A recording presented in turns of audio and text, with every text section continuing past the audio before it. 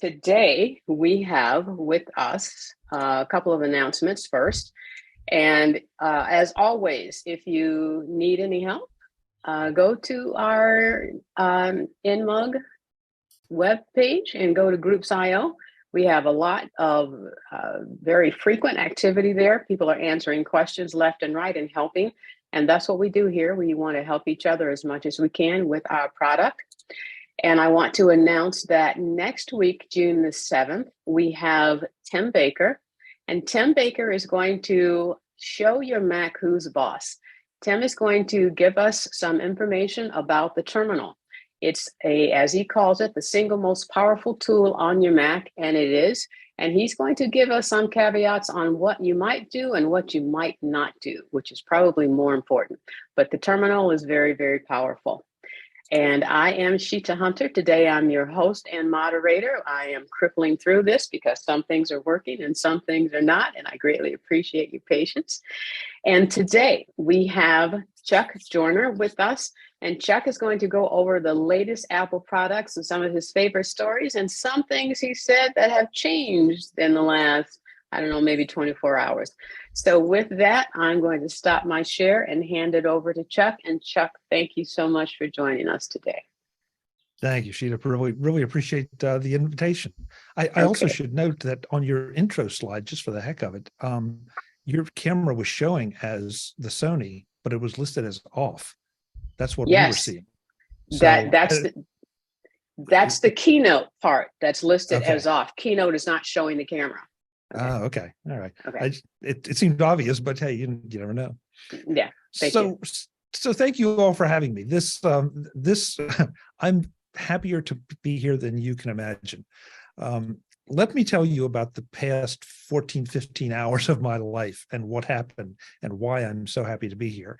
And also this can become a bit of a cautionary tale that you all have heard over and over and over. But anyway, last night was my live show that we do on YouTube. I had done some recording with my regular setup yesterday afternoon. In fact, I'd done two different things yesterday afternoon, no problem. About 7 o'clock, as I always do, I restart the Mac so that everything is nice and clean and stable for the live show. And it would not restart. I got all kind of error messages. After multiple starts, restarts, cold restarts, hard resets, everything you can think of, it would come up to varying degrees. I finally got it back up at one point to be able to boot it into the recovery partition. Checked the drives, and Disk First Aid said everything was fine, but things still just would not come back. Tried reinstalling the operating system. That crashed and burned halfway through the middle. I tried it 3 times. No good. So I was up real late last night. I was up very early this morning trying to get everything done. And basically what appears to have happened is, and that I should say it was like a 2015-16 iMac. It looks like the Fusion drive has gone the way of the dodo. And so I was happily able to get the last couple of things that I had recorded off, mainly because of my workflow. But it happens just that quick. And when a Fusion drive goes, it goes. There's just no bringing it back. I made that determination finally by booting off an external drive from the iMac, and it came up fine. So a word of warning, first of all, is, if you have a Fusion drive, start looking at your dates, and you may want to consider replacing it or making an external your primary drive. But what you don't always appreciate is just how much you have tweaked your settings. For better or worse, because I spend so much time on video doing recordings of one kind or another, that iMac was just dedicated. It's on one corner of my studio here that is dedicated strictly for recording. And of course, when I have to replace the machine or drop something back in its place, everything changes. So my white balance looks like it's off. The back, my lights are still working. I've got the microphone set up. I was able to get camo up and running this morning because that's what I always use for my camera. But you tend to forget, and just what Sheeta was going through, you tend to forget how many, with the current versions of the operating systems, how many hoops have to be jumped through for security. And so I've been working kind of feverishly since about 9 a.m.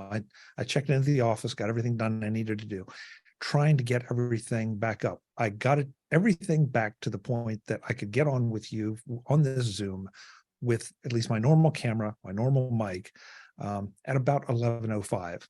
So I came in just under the wire.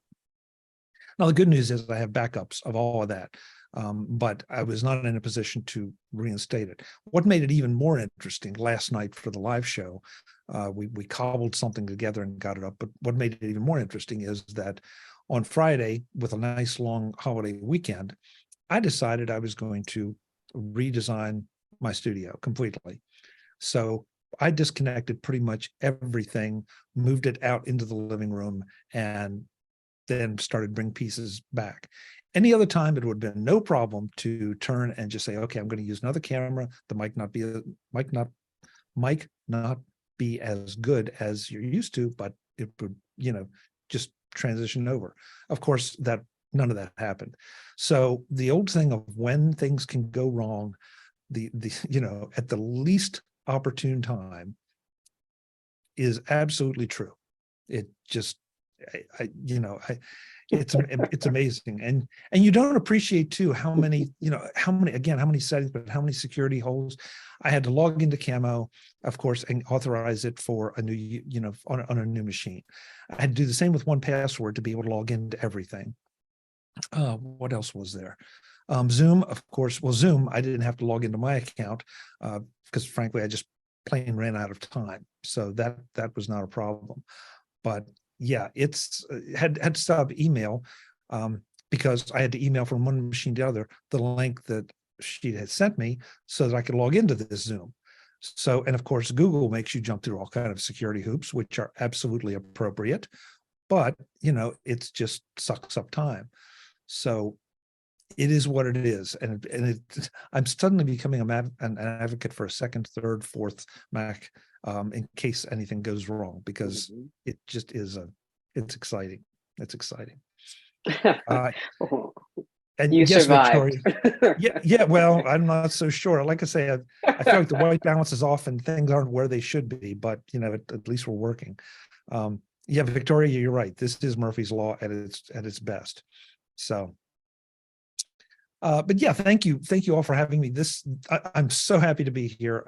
You guys have done a really amazing job with NMUG and where it's come, what it has become. It's kind of a pet peeve of mine, and I mean this in the kindest possible way.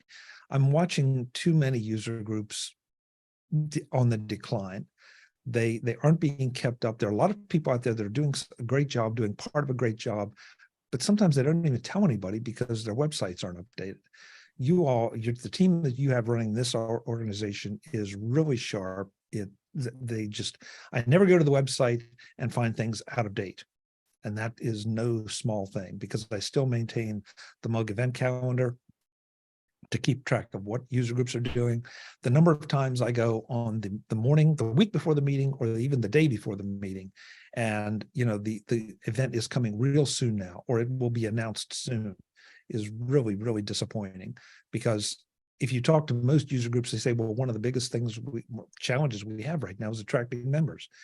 Yeah, well, you would think that you would post what your events are or what your activities are, in hopes that it would bring your existing members and maybe some new members. To me, it's like going to the movie theater and saying, oh, I want to see a movie tonight, but I have no idea what's playing, but I'm going to go to the theater anyway. No.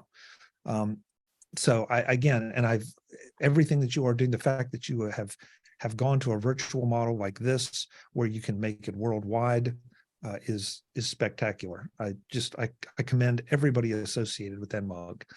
And I feel something I've wanted to say to you all for a long time and just haven't done it. So thank you. Thank you for what you do. Thank you. We appreciate that. And I want to extend that to everyone in NMUG who works very hard to keep us going. And thank you, Chuck. Yeah, well, it's pretty obvious that it's not one or two people, that there's a team going on that care a lot. Because look, let's face it, for a lot of us, that's the color now. What do you? The Yes. driver's license doesn't lie. I wish it did, but Yeah. it doesn't. Yeah. So Okay. All right. All yours. yeah, and yeah. So please feel free to throw some questions in, because I had two things in mind to talk about today that are going to seem potentially contradictory, but I'm going to do them anyway, and then you can decide. I tried a little experiment in the last month because there's always so much discussion, it seems, about the Apple tax and what Apple charges for all their devices. And so I started looking at what I could do with only Apple provided applications. And I tried to eliminate a lot of the other applications we all use and play with, and a lot of the add-ons and everything, to see just how far I could get. Now, obviously, I still have a job. So one of the caveats is that there's certain things that I had to do with the software that the job requires. So that means Office, Outlook, which, by the way, is not my email client of choice by any means. Word, Excel, so the things I had to do for work were sort of excluded. But anything I did for MacVoices, anything I did, otherwise, I started just trying to rely on Apple applications. It's surprising how far you can get with that. The biggest exception for me, the two big exceptions, and this sort of falls into the category of some favorite products, I guess. The first exception was email. I'm not an Apple Mail fan. I've never been an Apple Mail fan. I've always used a third-party client. Right now, I use Gmail, and I don't know if any of you are familiar with MindStream yet. If you're not, and you're a Gmail user, you should be. It just came out of beta. There's going to be a little controversy over the fact that it is a subscription model, and we'll talk about some of that later. But it is a terrific email client to interact with Gmail, because it helps you easily manage the multiple accounts as Gmail does, but has a lot of super nice features. So I would encourage anybody to go check that out. That was my first exception. My second exception, I tried to play around a little bit, and it just became too burdensome since I'm so ingrained in Text Expander. Text Expander is something that if you don't use it, you really should take a hard look at it. Now, the Mac OS has some text expansion built in, and you can use that as sort of a way to try it out, get started, and see if you think you like it. But I would submit to you that you probably type your name, probably type your address, maybe a phone number, I don't know. But there's so many things that you repeat type all the time. And those are the kind of things that you load into Text Expander, and just with a couple short keystrokes, you can expand out into an entire page or more of text or content. If, for example, you have standard responses, you all, especially Shida, you may have just standard invitation letters that go out to speakers or standard follow-up things. But at the end of the day, everybody has that repeat type. Again, I can do some of it on my Mac, but I've got so much stuff loaded into Text Expander that I feel kind of naked without it. It just, because and this machine doesn't have it set up yet. So, that would be one of those things. I have multiple signatures for multiple email accounts. And instead of trying to manage those through Gmail or anywhere else, I just manage them through Text Expander, because that way it's always there. So whether I'm logging into Gmail on the web, or whether I'm in MindStream, or whether I might be trying something else out, the signatures are always there at my command. Beyond that, though, I discovered that Pages is great for word processing. It is not Word. It's not a fully blown word processor, but I don't know about you, and I'd be interested to hear from the audience, how many of you really do that much on paper any longer? It's just a whole different world. I'm just, as comments come in, I'm just taking a quick. So Gmail, Michael says Gmail's on the bottom of my list for clients. Fair point. Okay, fair point on the privacy issue. I can't argue with that. That's one of those that I don't consider it a compromise. I consider it a recognition of, the fact that yes, Google does have access to my email, so they know what what I'm buying, what I'm selling, what kind of traffic is going through my email. But what I get in return for it is the flexibility of having those accounts accessible to me anywhere, anytime, from any device, whether it's mine or not. Yeah, I have to do what I did this morning and jump through some hoops, but it's there. But the security concern is completely valid. Ward says, I have a gazillion typinator abbreviations. Should I consider switching to text expander? Not if it does what you need. Not if it does what you need. If you see features that text expander has that you feel like you could use, by all means, check it out. But typinator's a very, very nice little program. I just went the text expander direction so long ago, I can't even tell you exactly what the reason was, except that Smile software had always been very good to me and had always been super, super reliable. But yeah, so back to Pages. Pages is fine. I don't do a lot of for paper anymore. Everything seems to be either for the web or email. Keynote is still my presentation package of choice, in spite of the problems she was having this morning. Because right, but that's one of those things that there's a feature that doesn't work, but it still is fantastic. I don't do a lot of spreadsheet work outside of the office, but for those times that I do, or I just need something formatted in like that grid, Numbers is fine. There's no doubt, there's no question Numbers doesn't have the power Excel does. It also doesn't have the learning curve, I don't think. The biggest challenge you have is if you're steeped in Excel, you may need to rethink, how Numbers does some things.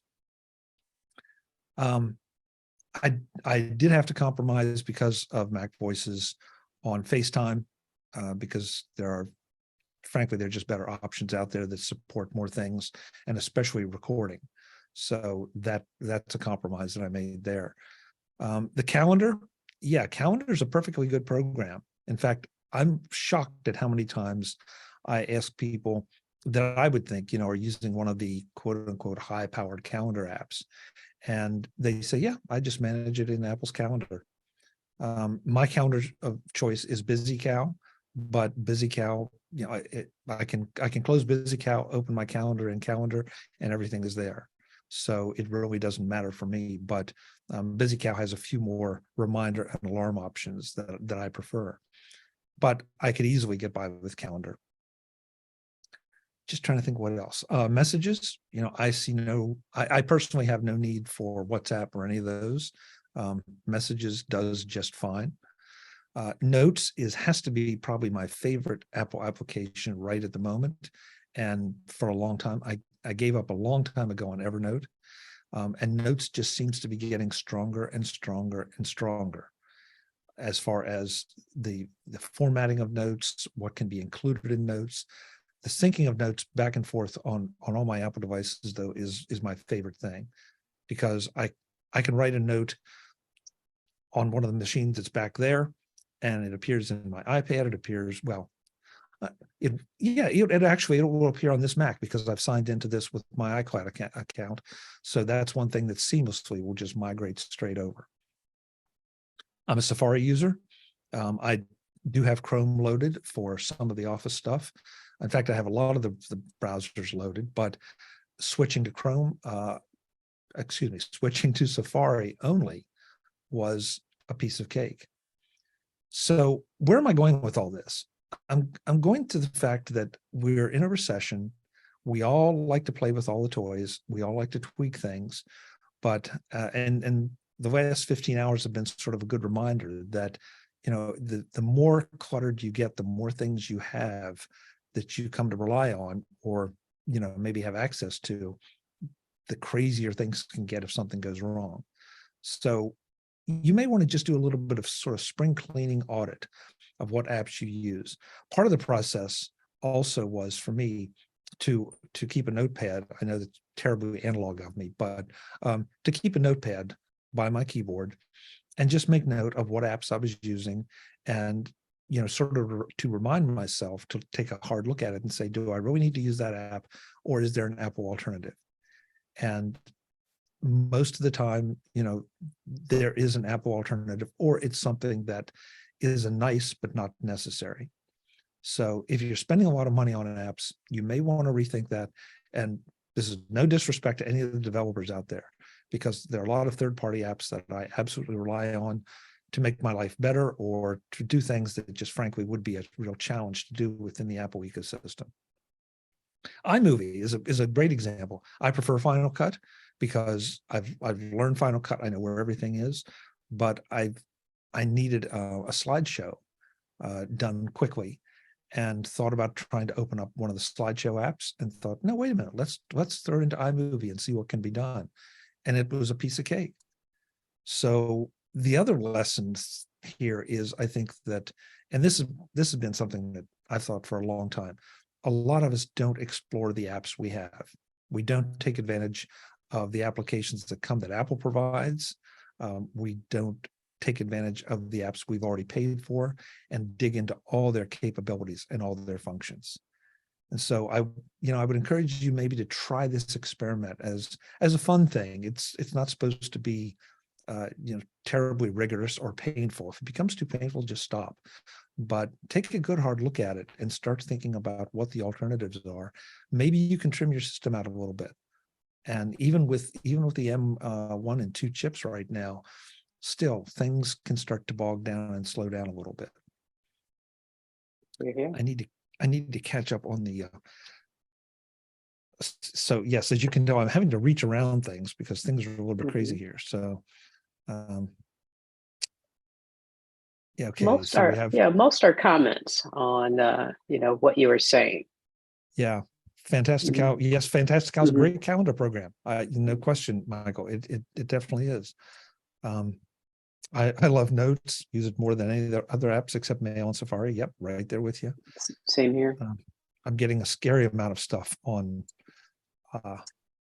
my system, on my note systems. Yeah. But it works.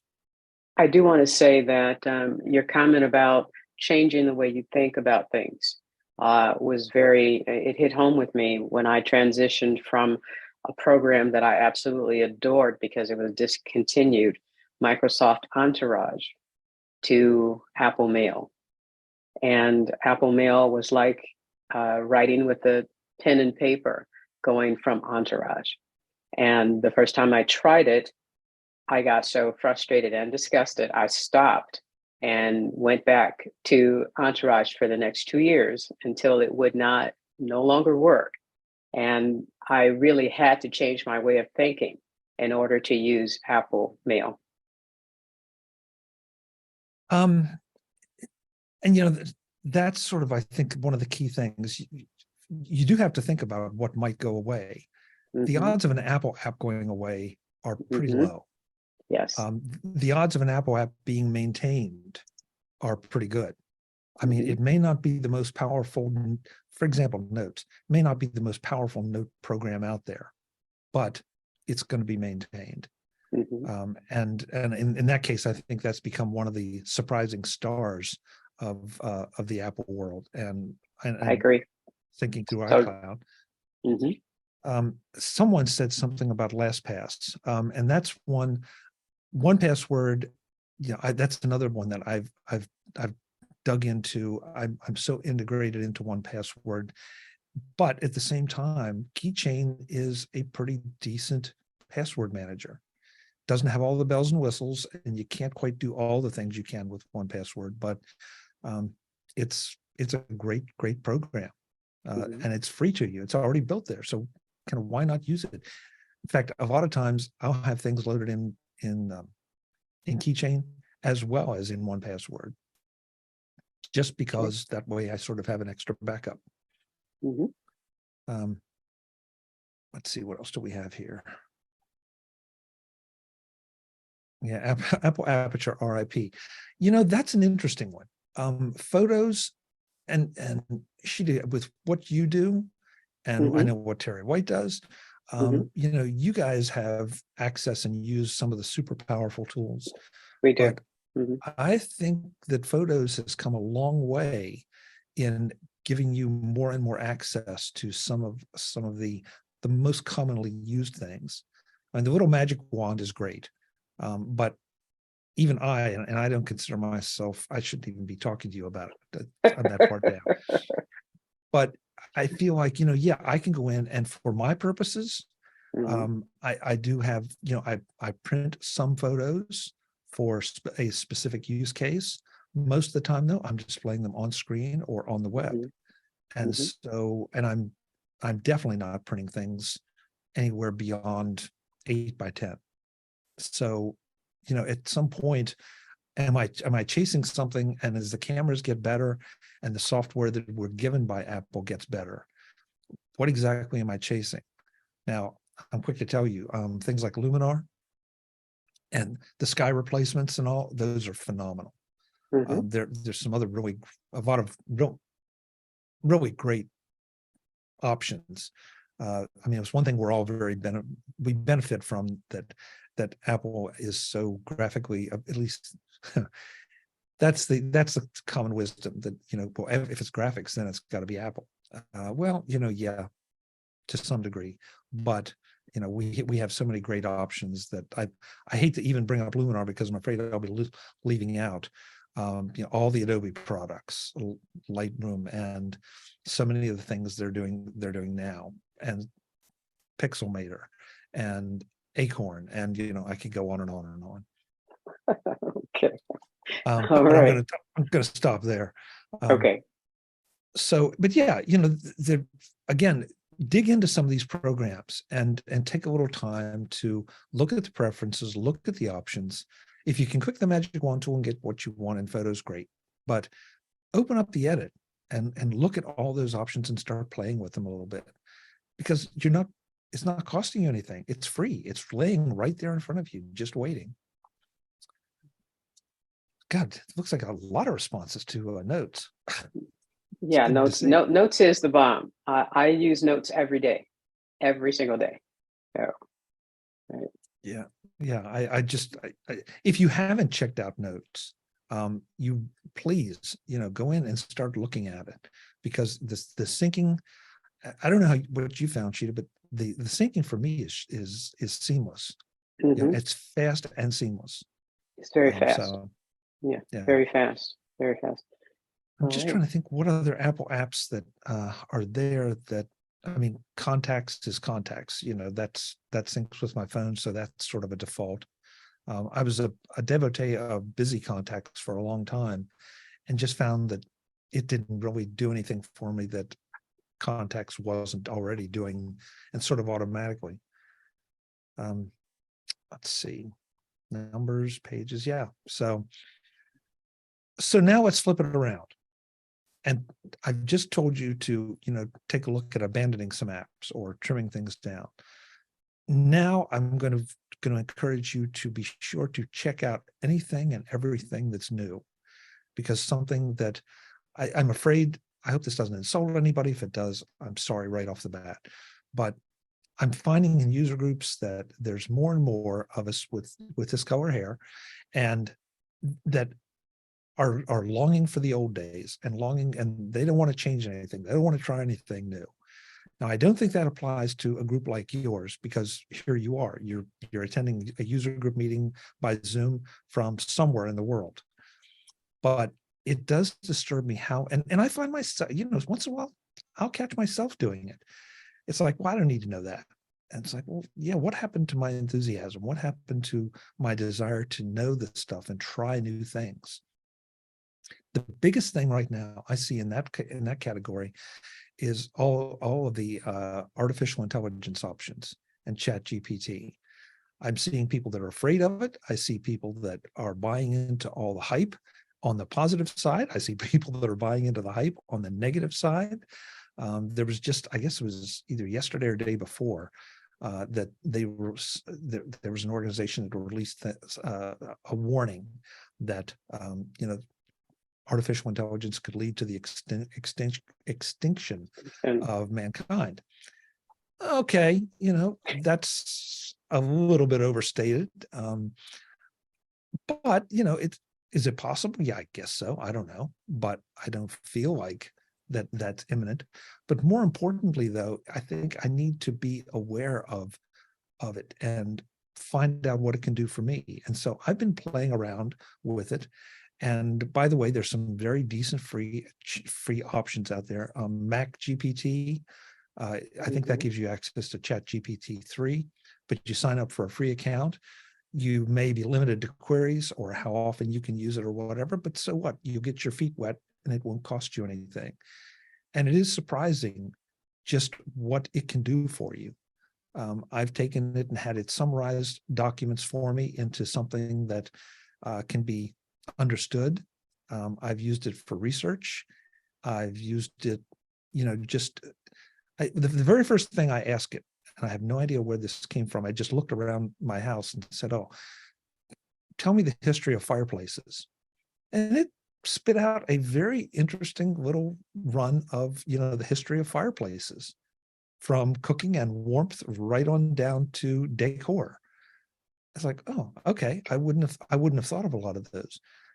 Now, you also hear plenty of stories about folks who put something in and Chat GPT authoritatively tells them completely wrong information that is objectively wrong. Yeah, that's part of the game right now. And that's why I think you should be digging into it and checking it out, and getting experienced with it.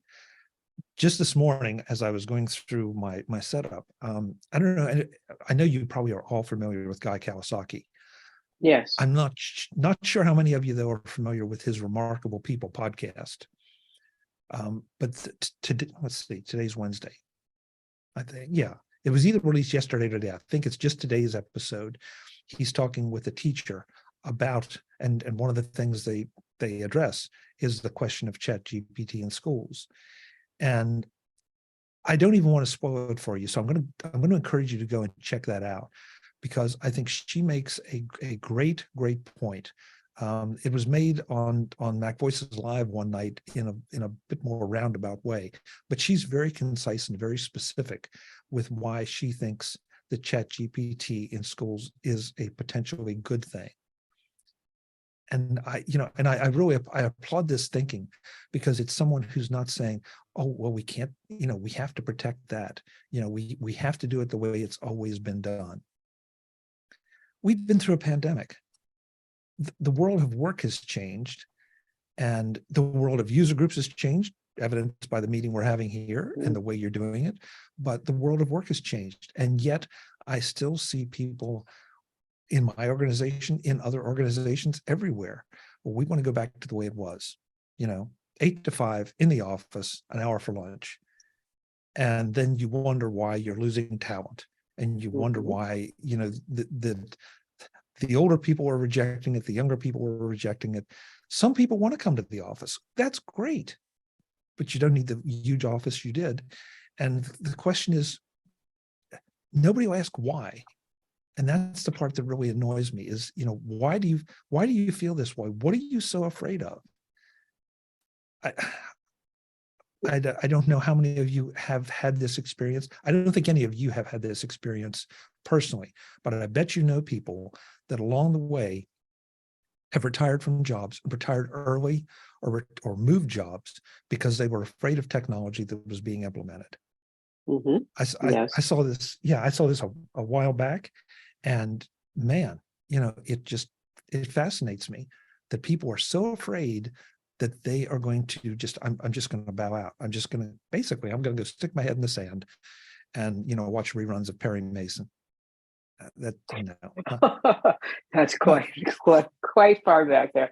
I do have a question though, because you're with the technology and Chat GPT. Have you heard about the judge who reprimanded a group of lawyers because they did research using Chat GPT and it spewed out these different cases that did not exist? And when the judge read the brief or whatever it was, he reprimanded the lawyer, and the lawyer said he was ashamed because he didn't realize that the AI would give erroneous information. And that's So exactly, yeah. I'm sorry. Yeah, go ahead. So you do have your positives where people just can learn. If I want to know how to write AppleScript, yeah, I would love that. But sometimes when you're asking it to do research, you can't really trust it. Absolutely. And that's why you need to play with it. That's Okay. why you need to test it out and verify. Okay, so I lied. I can't help it. Part of the discussion on Guy Kawasaki's podcast, they mentioned Wikipedia, right? For a long time, Wikipedia was not allowed in schools as a source. But Guy was on the I guess board of directors, or the ruling body of Wikipedia. And he thinks that that has some of the highest journalistic integrity out there. And that's Mm-hmm. from somebody on the inside. I'm not here to debate Wikipedia. We're not going to do that. Mm-hmm. But, yes, absolutely. You need to trust the old Reagan thing, trust but verify. Those attorneys, yeah, they shortcutted it. They should have Mm-hmm. been reprimanded severely, because if ChatGPT had given them legitimate cases that they checked and said, yeah, this is on point, or this is kind of on point, then it's fine. So, is Wikipedia a decent reference tool? Well, I know things on Wikipedia that are absolutely inaccurate, that I have personal knowledge of that are inaccurate, but not nearly as much as the local newspapers or the New York Times or whatever, because you Mm-hmm. see and you see things on the morning news that I just shake my head and think, okay, Oh, this geez, yes. this is the video version of clickbait that Mm-hmm. Yes. that uh, they tease you, they tell you we're going to give you an in-depth report, and in-depth is 2.5 minutes, if that, Mm-hmm. because then they're on to the next clickbaity thing that they want to keep you hooked. So, don't believe, read it all, absorb it, then go try it for yourself, Mm-hmm. because it can, and it's not perfect by any means yet. 4 is supposed to be so much better than 3, and I have not experienced 4 yet. But and let's see, 1, I think, is it loaded up with information that goes back to 2021, nothing since? I think I've got that right. So some of its information is automatically out of date, but I still have enough curiosity. I still have enough ambition. I'm still a sucker for some of the efficiency, productivity efficiency websites. I'm always looking, because maybe they have something that can help me do it a little bit better, a little bit faster. It depends on how much time I'm going to invest into it. Mike Schmitz, shoot, I can't think of the name. Mike Schmitz, if you don't know Mike, he's a productivity guy. I think it's Obsidian. I think I've got that right, that he is absolutely obsessed with. And he took me through it. I've watched him do both some demos, and we talked about it. There's some things that it really does wonderfully, but it just gets a little way too involved for me. But that doesn't mean it might not be right for you. It definitely doesn't mean it's not right for him. Mm-hmm. So go and find the things that work for you and what you're doing. I produce a video podcast. Probably you don't. Sheeta does some heavy duty graphics work. I don't. So, Sheeta probably wears maybe a size 6 shoe. I don't. So I can't put my foot in her shoe, and she can't put her foot in my shoe and be comfortable. You've got to find what works. Nancy McGee makes a very interesting comment. Nancy, can you please unmute yourself and respond to the comment you put, if you don't mind? She may not want to. We don't bite Nancy. I'm going to read Nancy's comment. Nancy says that her main hindrance to trying something new is that it has a learning curve. I'm sorry, I'm not reading this correctly. My main hindrance to trying something new that has a learning curve is time and lack of it. So how do you work with that? Oh, Nancy, I am so glad you asked that question, because right now we are living in a time that you can you can be trained on virtually anything at little or no cost. The only cost is time, and I'm with you on the time. But for me to watch somebody walk through a program and jump through its hoops is invaluable.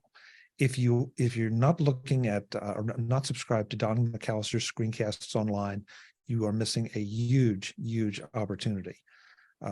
Yes, it's going to cost you a little money, but they go through, Don and his team go through a whole lot of apps in anywhere from 10 minutes to 30 minutes, give or take.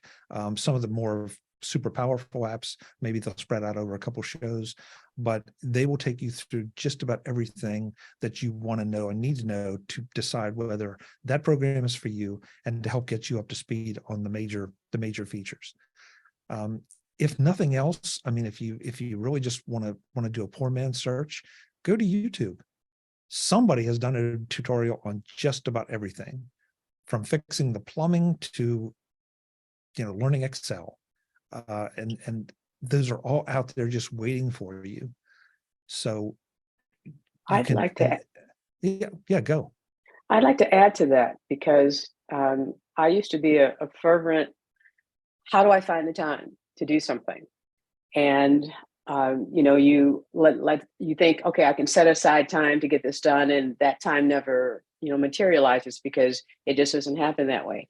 And pardon me for saying this, everyone, but I used to watch Dr. Phil. I haven't in decades, but I used to watch Dr. Phil. And there's a Wow. couple of things that I have that have just been molded in my head from things that he has said, like, how's that working for you? And that's just my catchphrase for when I'm doing something and it's just not working. But one of the things that I picked from him or pulled from him was, you have to program these things into your life. And if I did not set aside a time, put it on my calendar, make a reminder, and actually do it, it never got done. And that is one of the things that I will be forever grateful to Phil for, is saying you have to program these things into your life, whether it be playtime, work time, whatever time. If you don't program it in, it usually won't get done. So that's my contribution to that, Nancy. So, all right, all yours. Could not agree more. Could not agree more. Unfortunately, because of the circumstances I described earlier, usually there's a notepad right over there. And I always, because I've tried the getting things done methodology. I think it becomes just a little burdensome. But one of the key tenets is one that I absolutely believe in: get it out of my head and onto paper so I can't forget it, and then figure out a way to organize it into maybe something as simple as, while we're talking here, Sheedy, you mentioned a program, I scribble it down, and then I'll go and throw it in my calendar and say, you need to check this out, or into a to-do list, or whatever works for you. I don't care what it is. Just find what works for you. Some people, I just mentioned Mike and Obsidian. Some people have very elaborate things. Oh my God, David Sparks, Max Sparky. Yeah, you want to see complex workflows. I mean, that's David, but that's the way his head works, and that's great. Not a lot of those aren't for me, but maybe they're for you. Now we have shortcuts. There's so many different things that we can do here, and I'm fascinated. I guess I got into computing because I was a geek, just like the rest of us. But the more I dug, and now especially through the years, I've become more enchanted with what the computer can allow me to do. I mean, sure, I still enjoy geeking around and going into the terminal and playing around and learning things. But at the end of the day, it's really, what can I accomplish with this amazing tool and the software tools that the developers and Apple give me? I would never have dreamed right now. Oh shoot, I can't do the math. My head's not that good. I think it'll be 18 years in October that MacVoices will turn 18. That started out as a pathetic little audio podcast that I won't even try to describe the setup because it's embarrassing. But now it's a full-blown video thing, and yeah, that's what I do, and I'm always looking to improve it. But oh boy, I don't know if you from a video standpoint, I don't know if you know Larry Jordan, but if you go to larryjordan.com, JORDAN.com, Larry does a weekly free webinar that on things related to video production. Sometimes it's Final Cut, sometimes it's Premiere, sometimes it's something that crosses over between the two. It's free. All you have to do is sign up and go and sit down. If you miss it, Larry records them, edits them, and then puts them up for sale on his website. So if there's something there that you really want to go back and listen to, you can grab it. But that's the free kind of training. Terry White does a ridiculous amount of training, a ridiculous amount of stuff that he puts out there, and it's basically for free.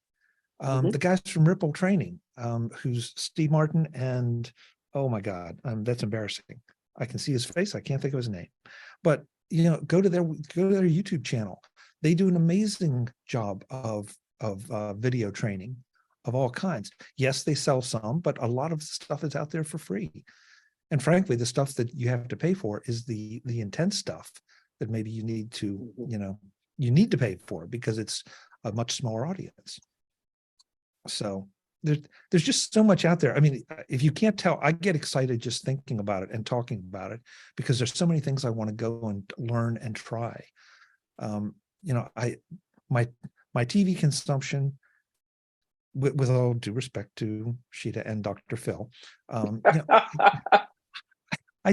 yes, and in fact, I want to talk about Apple TV because I saw a question go by a little while ago about that, but I just don't.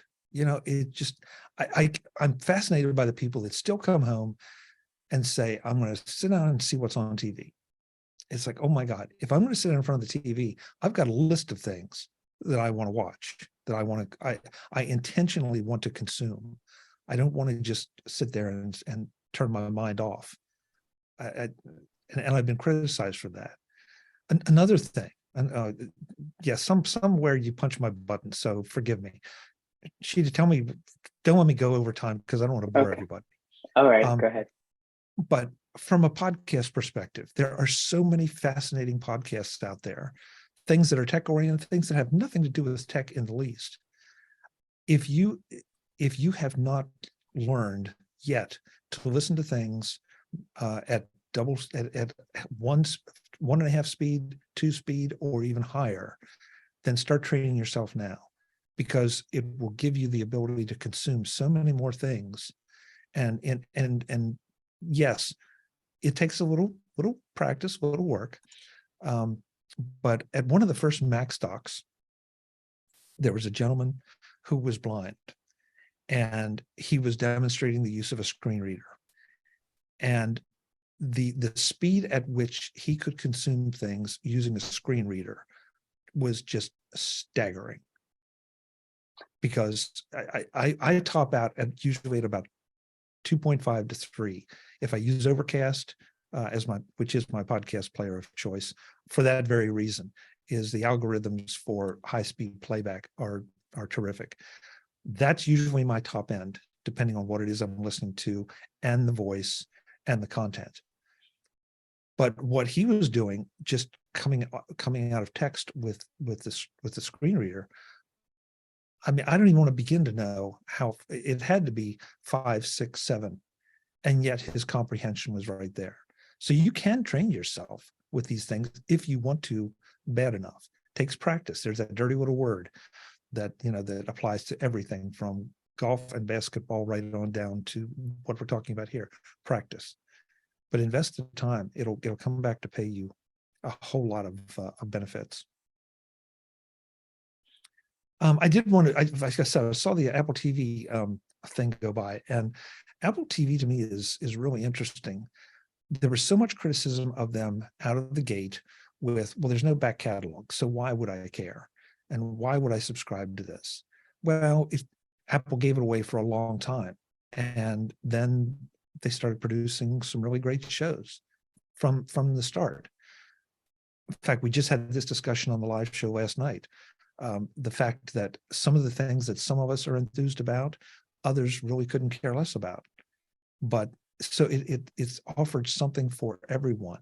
They've won industry awards, which never mean anything to me. In fact, if anything, winning an industry award for a movie or a TV show is usually an indication that I will not like it. I should go somewhere else. But that's just me. But they've done an amazing job, and it is a prime example of the way Apple plays the long game on pretty much everything. That they don't necessarily have to be a hit right out of the gate. And so, if you haven't checked it out, earlier this week, late last week, the new Apple TV program Silo and Ted Lasso were the #1 and #3 most watched TV shows. Now think about that. In a world where we have Netflix and Amazon Prime and Hulu, and now the newly renamed Max, and all the network TV shows and everything, on Apple TV Plus.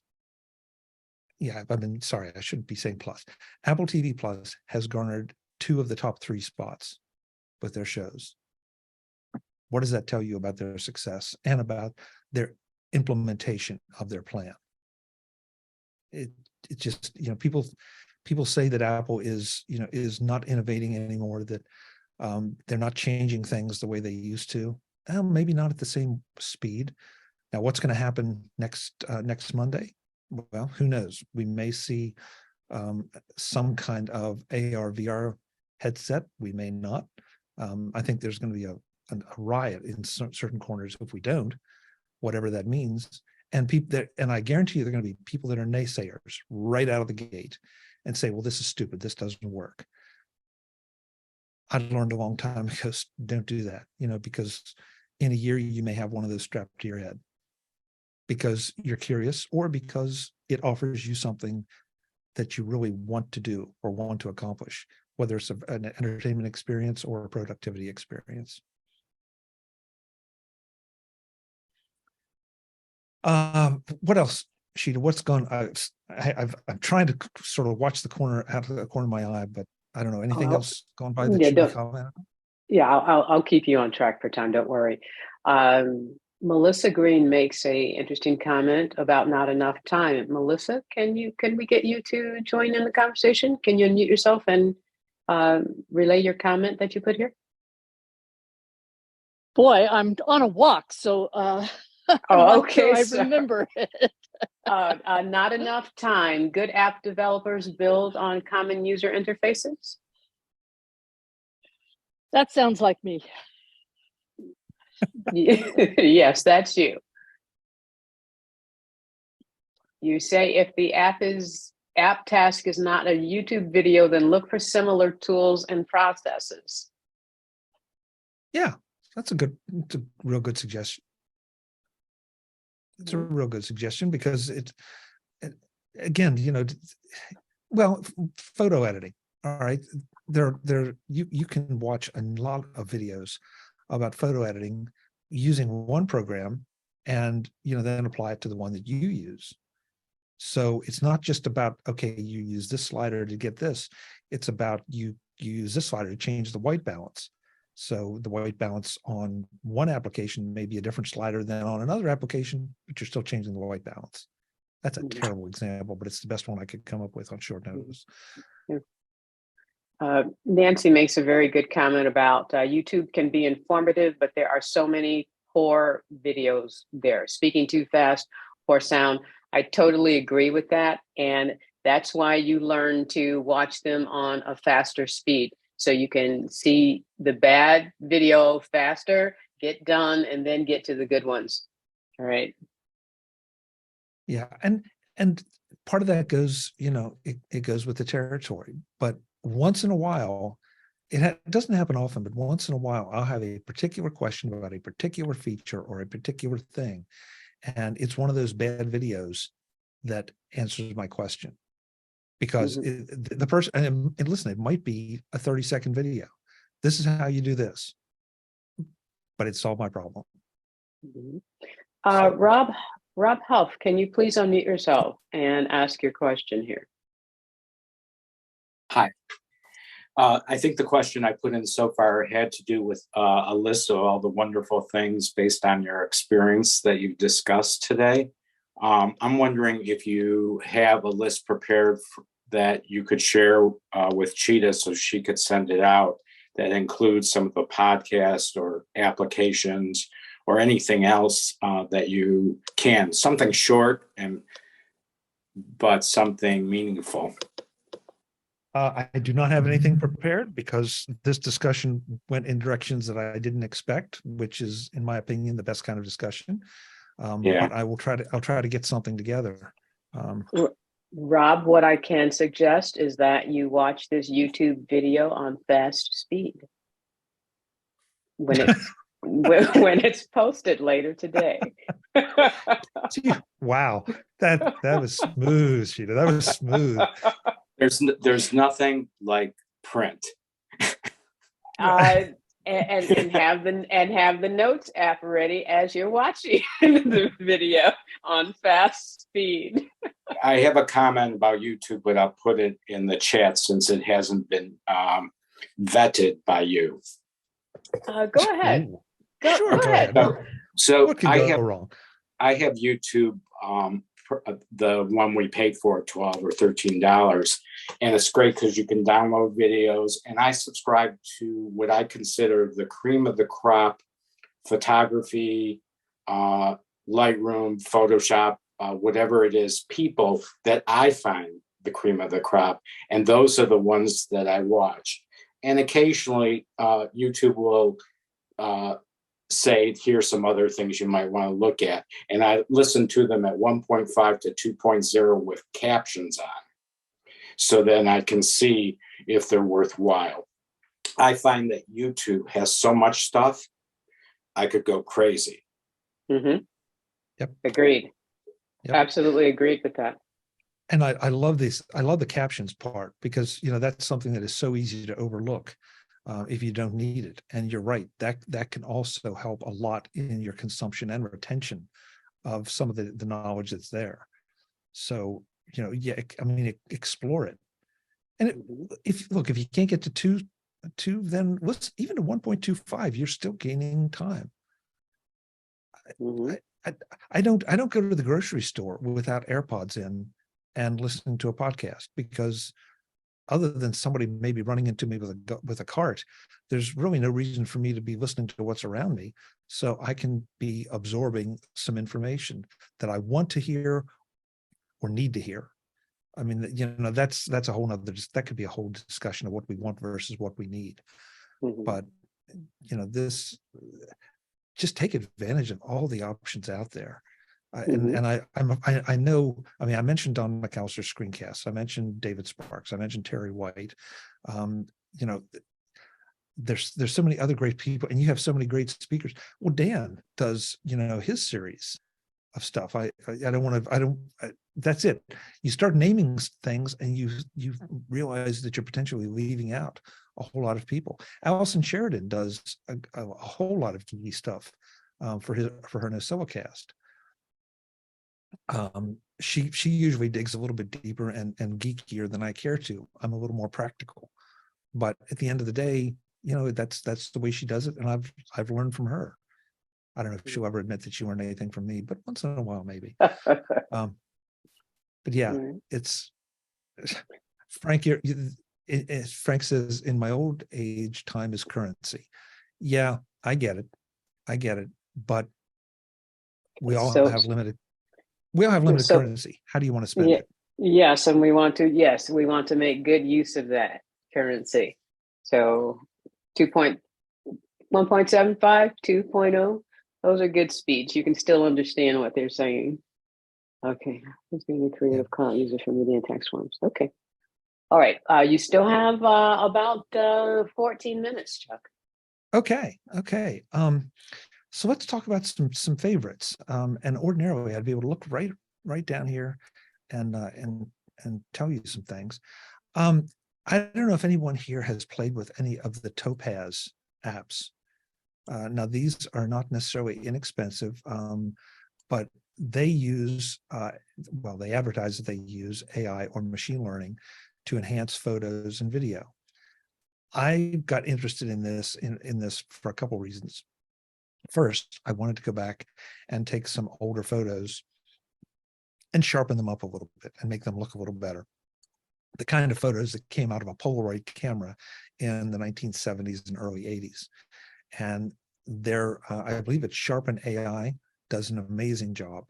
But what really got me intrigued, and I use as part of the MacVoices live show, and I'll go geeky on you on that in a second here, is Topaz Video AI. It will ingest a video file, and then you have a series of different models with which to enhance it. You can upscale it, or you can just modify it in its current resolution. But it does some amazing magic. I said I was going to go geeky on you. This is how I use it. We record MacVoices live using Zoom. For those of you who don't use Zoom or don't record with it, you might not know this, but when you set it up, you can record to the cloud. You can either get a gallery view, which is kind of what we're using here, and that will spit out 1280 by 720, which is okay. It's not great, but it's not terrible. But if you go to the individual speaker view, it only gives you 640 by 360, which looks terrible by today's standards. So I will feed both of those into Topaz AI and let it churn through and scale them up to 1920 by 1080. And while, yes, they look a little bit upscaled, they are now watchable. They're more than watchable. They're not an unpleasant experience like the 640 by 480 would be if I just scaled that up. Topaz Video AI, I don't know how many of you are science fiction fans. If you know the series Babylon 5, it was relatively recently re-released with video upscaling. Topaz AI is what they used to do that upscaling. Again, it's not perfect, but it takes things and makes things that were now, just looking so dated and maybe were not really watchable. It does an amazing job. But there's also a corollary to that story, that I started using the first version of Topaz on my old Intel, one of the last Intel MacBook Pros, the high-end MacBook Pros, and it would churn through in about a day and a half on an hour show. So I had dedicated to that and just nothing else and let it churn through. I got the M1 MacBook Pro, and it cut it down to about 7 hours. So I can feed that stuff in at night after the show, wake up the next morning and be ready to edit, because it is that much of a performance difference. And that's something we haven't talked about. We've talked about a lot of software here. We haven't talked about hardware. If you have the need and you're not running an M1 Mac, then you're just leaving a whole lot of performance on the table. And right now, and of course, we don't know what will happen Monday, so I'm not going to encourage you to go out and buy anything over the weekend.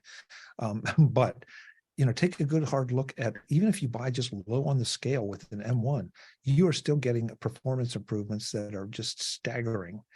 If you want to go up a little bit more in price and performance, go to one of the higher end M1s or the M2.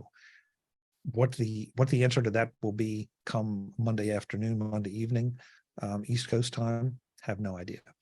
We'll see. We'll see if the M3 makes its appearance, or there've been all kind of rumors all of a sudden, and I hate rumors, but there are all kind of rumors about, maybe we'll actually get some new Macs as opposed to speed bumps or just spec bumps. So we shall see. Tim Baker, are you actually using Topaz Photo AI right now? You mentioned that it's pretty amazing. Go ahead, Tim. Yes, it's quite amazing. I've used it on some of my ancestry photos, and it sharpens amazingly. It picks out eyelash detail, lip detail, teeth detail that you can't imagine where it gets it from, but it is an amazing piece of software. Yeah, excellent. Thank you for that, Tim. Rick Okay. Madsen says he uses Topaz Sharpen regularly and occasionally Gigapixel.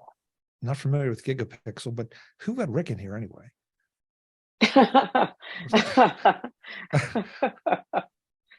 Okay. All right, wise guy. Good to see you, Rick. Gigapixel, by the way, is for upscaling a video, small resolution, low resolution video, not video, low resolution photograph to something that's printable. Who makes And it? it's amazing too.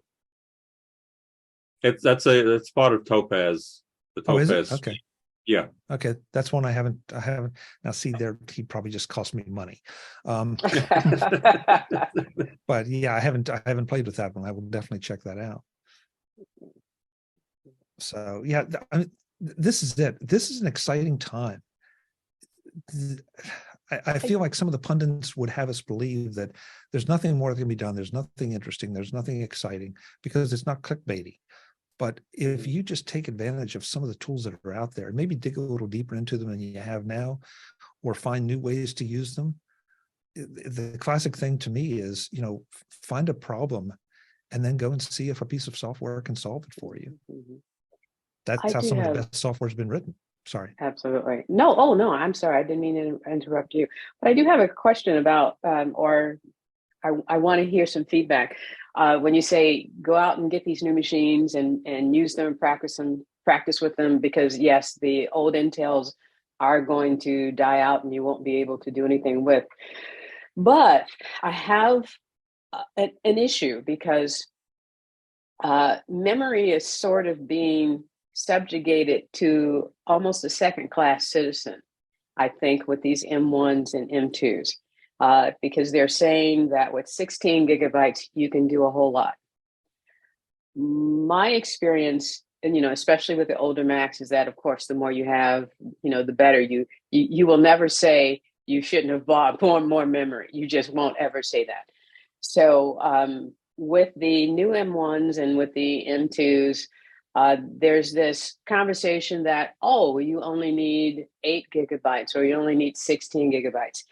And talking to my friends who have memory, Terry or whomever else that I ask for information or advice before I buy a machine, they sort of feel the same way I do when it comes to memory, even though they're saying, hey, you only need so much, get, as much as you need or as much as you want. I recently purchased an M2 MacBook Pro and I maxed out the memory. I put 96 gigabytes of memory in this machine, and I have not regretted it for one day. And the reason I did that is because I have an M1 and I have the last most powerful Intel machine that they made. I created a file that brought my M1 and this Intel Mac to a crawl. It took the file, it took those two devices to their knees. I bought the M2, put the same file on it, and it's just as smooth as silk.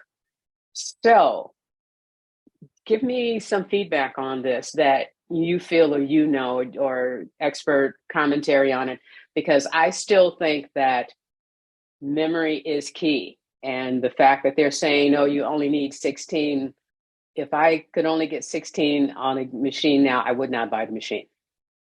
So that was my piece.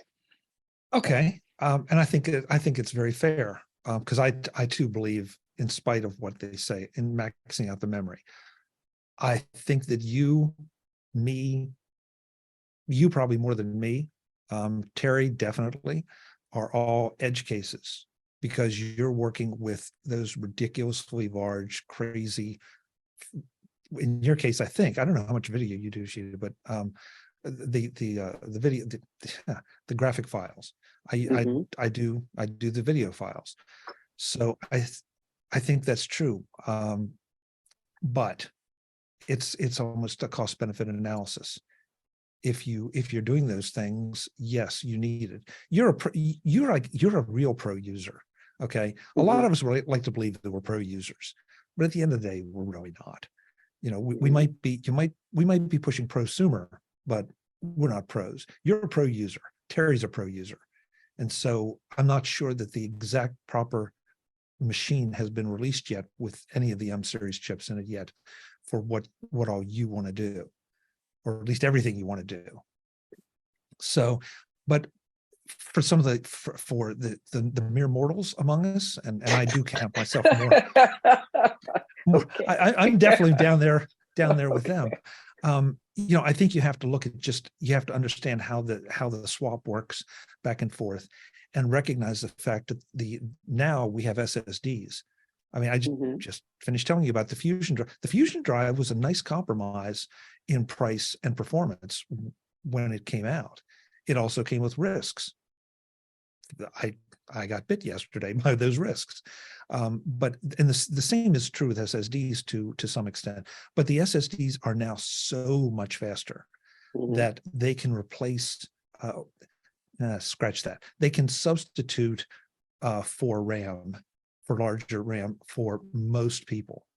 Okay. So I think it comes back to, you got to look at what you want to do with it, and whether you just want to just spend crazy amounts of money. Everybody loves analogies, right? So my analogy there is, if I'm going to go to Indianapolis and run the 500, I'm going to have an Indianapolis car. But if I just, want to go out and have a little bit of fun on the public roads, maybe I only need to buy a Corvette. Or maybe I don't even need to buy a Corvette. Maybe I can buy a Honda Accord, and it's going to go as fast as I want it to, or as fast as I'm allowed to do. So again, not a perfect analogy, but the idea is that you have to evaluate what it is you're doing. Even when you were doing the Intel stuff, you still were evaluating what you were doing, and most people didn't need the kind of RAM that you were stuffing into the Intel machines. Okay. So. Good. Michael Slider, would you like to comment?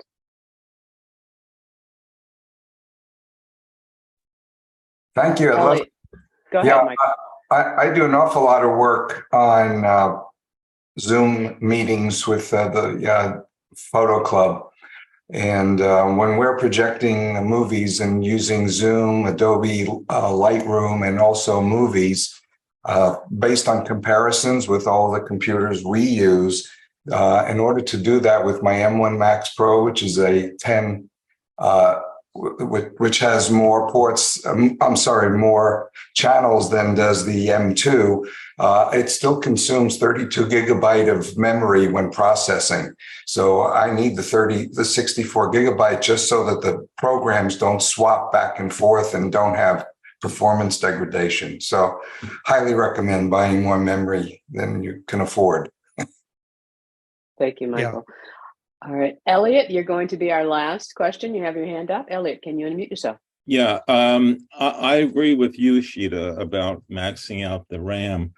I'm an actuary, and I have several large Excel spreadsheets that I automated using Visual Basic. And before I bought my M1 computer, my old iMac would grind to a halt. With the M1 at 16 gigabyte, I haven't had any issues with it. However, I also do photography, and I use Affinity Photo. And once I get past 12 layers, and I get past 12 layers a lot, my M1 grinds to a halt. So I will be getting a new computer at some point, maybe the M2 or M3, and I'll max out the RAM as well. All right. Thank you for that. It helps me. I feel vindicated. All right. Okay. All right. Listen, there's nothing wrong. I mean, don't misunderstand. There's nothing wrong with maxing out the RAM. The only thing is, it just has to come out of your hip pocket. Oh, and if you don't mind spending the money, then, by all means, max it out, and then you will never have any of these concerns in case you ever want to do those things. Well, let me say this also, because more RAM also can equate to less time watching paint dry, as I call it. And some of the processes that I would do that would take an hour and a half, or at least an hour, now take 20 minutes. So I'm getting my time in my life back, more time for gardening. So, you have to look at that. All right. So with that, I want to thank everyone, every single one of you, for your comments, for your questions, for your interaction. We have so many comments in here about some of the things that Chuck was talking about. It is 12:46, and Chuck, I want to thank you. It has been a wonderful, and thank you for being with us after your trial by fire. And could everyone please unmute themselves and thank Chuck? Thank you Thanks, very Chuck. much. Appreciate it. Thank you Thanks, so Chuck. much. Thank It was you. great. You did great. Wonderful. Thank you. Really Yeah. good job. Thank you.